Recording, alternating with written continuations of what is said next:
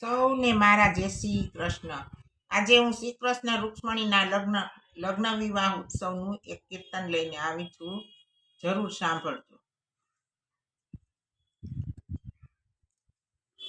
માધવપુરનો માંડવો આવી જાદવ કુળની જાન. માધવપુરનો માંડવો આવી જાદવ કુળની જાન. પરણે રાણી રૂકમણી વરવાચિત શ્રી ભગવાન. પરણે રાણી રૂકમણી વરવાચિત શ્રી ભગવાન. જાદવ જાનૈયા થયા માંડવિયા